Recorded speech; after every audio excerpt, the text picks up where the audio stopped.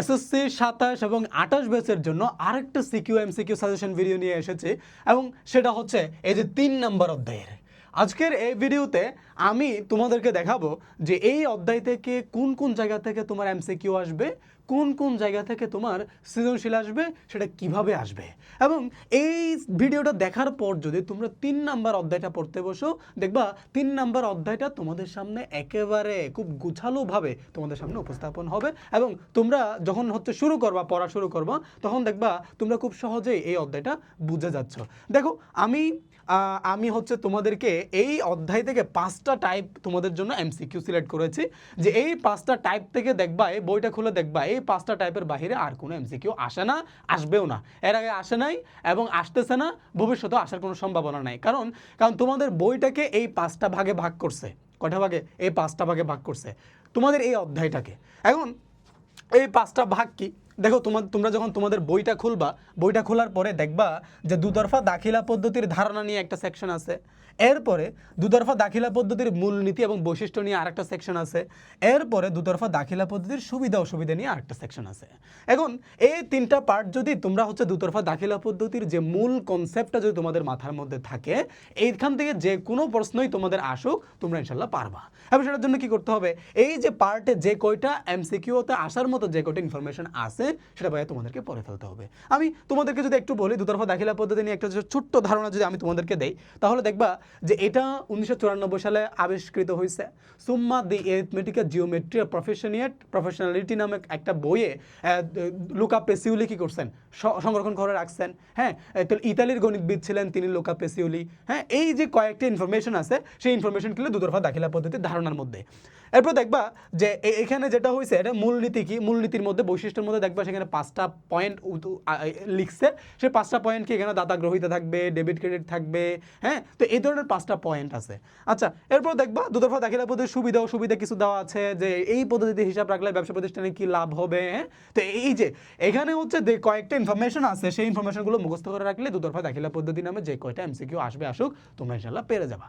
বুঝতে পারছো? তো তোমরা কি করবা, এই যে টাইপ 1-এ যে কয়টা এমসিকিউ আসতে পারে, বইটা একটু ভালোভাবে ঘেটে ঘুটে দেখো এবং তোমরা একটু সিলেক্ট করে ফেলো যে কোনটা টাইপ 1-এ পড়তেছে। আচ্ছা, গেল।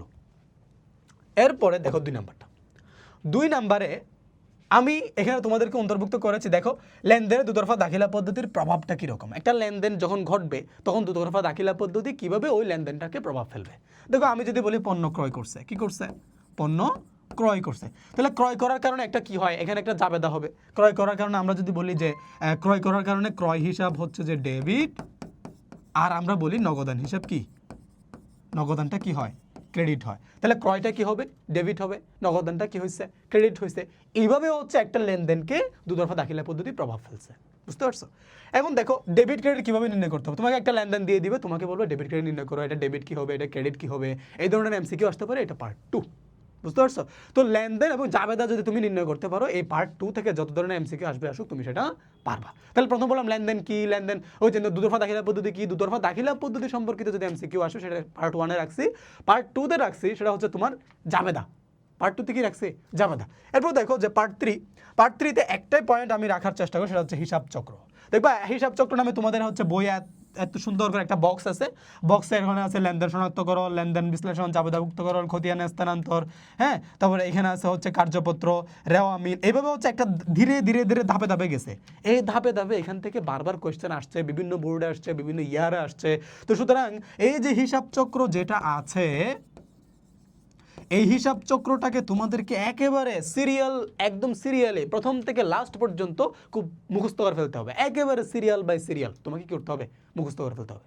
বুঝতে পারলাম? তখন কি এখান থেকে যে কোনো ধরনের এমসিকিউ আসবে আসুক তুমি সেটা পারবা। এটা কত নাম্বার পার্ট ভাইয়া? এটা হচ্ছে 3 নাম্বার টাইপের মধ্যে। দেখো, এরপরে আমরা একটু দেখি 4 নাম্বার টাইপে কি আছে, একতরফা দাখিলা পদ্ধতি। একতরফা দাখিলা পদ্ধতি নামে একটা পদ্ধতি আছে, এটা অবৈজ্ঞানিক। কি মাথায় রাখবা, এটা হচ্ছে অবৈজ্ঞানিক। এটা কি অবৈজ্ঞানিক। তাহলে বৈজ্ঞানিক কোনটা? বৈজ্ঞানিক হচ্ছে দুতরফা দাখিলা পদ্ধতি, আর এটা হচ্ছে অবৈজ্ঞানিক। আর একটা ইনফরমেশন মাথায় রাখবা, এটা হচ্ছে সম্পদ আর দায়, সম্পদ এবং দায়, এই দুইটার বিষয়ের কি রাখবে, হিসাব রাখবে। কিন্তু কিন্তু কিন্তু কিন্তু কি করে না, কোন মানে আয় এবং ব্যয় যেটা আছে, একটা হচ্ছে আয় আর একটা হচ্ছে ব্যয়। এই আয় ব্যয়ের হিসাব কিন্তু এই একতরফা দাখিলা পদ্ধতিতে রাখে না। কি করে না, রাখে না। তাহলে আমরা দেখতে পাই যে এটা একটা অবৈজ্ঞানিক পদ্ধতি, এটা সম্পদ এবং দায়ের হিসাব রাখে কিন্তু আয় এবং ব্যয়ের হিসাব রাখে না। এই একতরফা দাখিলা পদ্ধতির এই 3-4টা ইনফরমেশন মনে রাখলে এখান থেকে যত ধরনের এমসিকিউ আসবে আসুক তোমরা পারবা। বুঝতে পারছো? দেখো টাইপ 5 এর মধ্যে কি আছে? লাভ ক্ষতি নির্ণয়ের একটা সূত্র আছে। কি আছে? লাভ ক্ষতি নির্ণয়ের একটা সূত্র আছে। আমরা বলি লাভ ক্ষতি সমান হচ্ছে সমাপনী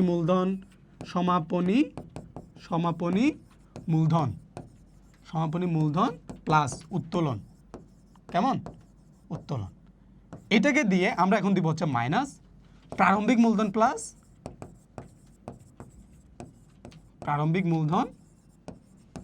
অতিরিক্ত মূলধন।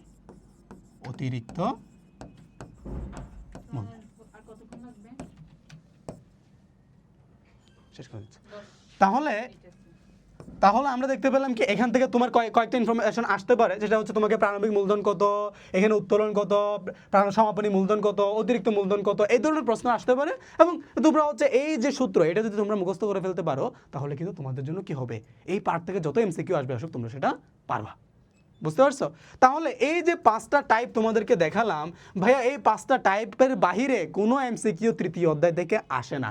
আমি 27 এবং 28 ব্যাচকে উদ্দেশ্য করে বলি যে তোমাদের পরীক্ষা তো এখনো পর্যন্ত অনেক বাকি আছে।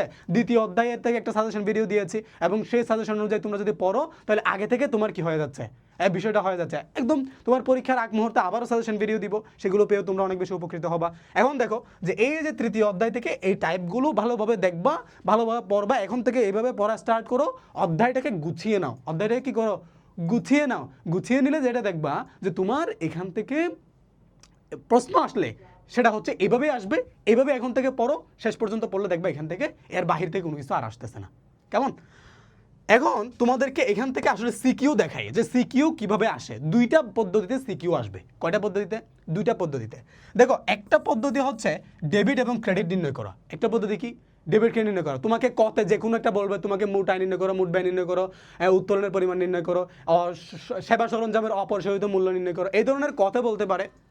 খতে তোমাকে বলতে পারে হচ্ছে যে তোমার এরকম আরেকটা বিষয়, যেমন এখানে হচ্ছে তোমাদেরকে এখানে বলেছে যে এটা কতে তোমার এই অধ্যায় থেকে প্রশ্ন আসলে এই যে মোট ব্যয়, মোট ক্রয়, মোট আয় এগুলো আসতে পারে। প্রারম্ভিক মূলধন নির্ণয় করো, এই ধরনের প্রশ্ন আসতে পারে। সমাপনী মূলধন নির্ণয় করো, এই ধরনের প্রশ্ন আসতে পারে। লেনদেন নয় এমন ঘটনার সময় কি করতে পারে? নির্ণয় করো, এই ধরনের প্রশ্ন আসতে পারে। এরপর দেখো ক গেল। এরপরে ক্ষত দেখো, কত আর প্রশ্ন আসতে পারে, যেমন মোট উত্তোলন, অফিস সরঞ্জামের মোট পরিমাণ, প্রারম্ভিক সম্পদের পরিমাণ, মোট উত্তোলনের পরিমাণ, চলতি সম্পদের পরিমাণ, এই ধরনের প্রশ্ন আসতে পারে। এরপর দেখো খতে হচ্ছে তোমার যেটা হবে যে ডেবিট ক্রেডিট নির্ণয় করো, কারণ সহ ডেবিট ক্রেডিট নির্ণয় করো, সনাতন পদ্ধতি, আধুনিক পদ্ধতি, এই ধরনের নির্ণয় করতে বলবে। এখন তোমাকে এখানে ছোট্ট একটা বিষয় বলে দেয় যে সনাতন পদ্ধতি কি, আধুনিক পদ্ধতি কি, বা হিসাব সমীকরণ পদ্ধতি কি। যখন সনাতন পদ্ধতি বলবে মাথায় রাখবা এটা হচ্ছে সম্পত্তি বাচক। এই যে বাচক শব্দটা আছে এটা আসবে। এরপর হচ্ছে তোমাকে যদি বলে এখানে সম্পত্তি বাচক গেল, আয় বাচক, ব্যয় বাচক, এই যে বাচক শব্দটা আসবে এটা হচ্ছে সনাতন পদ্ধতি। এবং আধুনিক পদ্ধতি যদি তোমাদেরকে বলে তোমরা লিখবা হচ্ছে এ বৃদ্ধি, তাই না, এল বৃদ্ধি, এরপর আছে হচ্ছে ও হ্রাস, তাই না। এই ধরনের ভাবে আমরা যে ব্যাখ্যাটা দেই এটা হচ্ছে আমরা আধুনিক পদ্ধতিতে দেই। আর এই যে সম্পত্তিবাচক, আয়বাচক, ব্যয়বাচক যদি বলে সেটা হচ্ছে সনাতন পদ্ধতিতে দেই। আচ্ছা, তাহলে গেল খতে এই ধরনের প্রশ্ন আসতে পারে। এবং গতে কি প্রশ্ন আসতে পারে, যেমন ভাউচার নির্ণয় করো, ক্যাশমো নির্ণয় করো, চালান নির্ণয় করো, ডেবিট কার্ড নির্ণয় করো, লাভ ক্ষতির পরিমাণ নির্ণয় করো এবং মালিকানা সত্ত্বের পরিমাণ নির্ণয় করো। এই ধরনের প্রশ্নগুলো গতে আসতে পারে। তাহলে এই 3 ধরনের প্রশ্ন তোমার আসতে পারে এই অধ্যায় থেকে। তাহলে সৃজনশীলের কোন ধরনের প্রশ্ন আসবে সেটা পাইছো। এখন দেখো তোমাদেরকে হচ্ছে যেটা দেখাচ্ছিলাম এই 2 ধরনের প্রশ্ন আসবে। একটা হচ্ছে তোমার এই ডেবিট ক্রেডিট নির্ণয় করো, এই অধ্যায়টা এইখান থেকে এই প্রশ্নটা আসবে।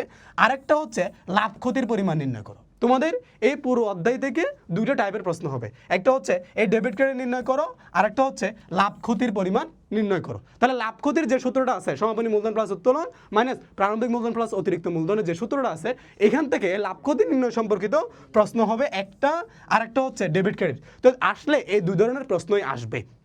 এখন তোমরা একটু দেখো, শেষ মুহূর্তে এসে দেখো যে এখানে যে তোমাদেরকে বললাম যে একটা হচ্ছে তোমার এখানে এই ধরনের প্রশ্ন আসতে পারে, লাভ ক্ষতি, ডেবিট ক্রেডিট, ক্যাশ মেমো, ট্যাশ মেমো এগুলো সব আসতে পারে। আর একটা হচ্ছে লাভ ক্ষতির পরিমাণ নির্ণয় করে এই ধরনের আসতে পারে। তো তোমাকে আমি এখন পুরো অধ্যায় থেকে তোমার হচ্ছে এমসিকিউ কোন জায়গা থেকে আসে সেটা দেখাইলাম, সিকিউ কোন জায়গা থেকে আসে সেটা দেখাইলাম। অধ্যায়টাকে তোমরা যদি একটু ভাগ ভাগ করে নিয়ে এখন যদি পড়ো, তাহলে তোমার পুরো অধ্যায়টা কী হবে, সহজ হয়ে যাবে, পড়াটা সহজ হবে এবং পরীক্ষায় অ্যান্সার করাটা কি হবে, সহজ হবে। তাহলে দেখা হচ্ছে পরবর্তী কোনো একটা ভিডিওতে। ততক্ষণ পর্যন্ত ভালো থাকো এবং সুস্থ থাকো।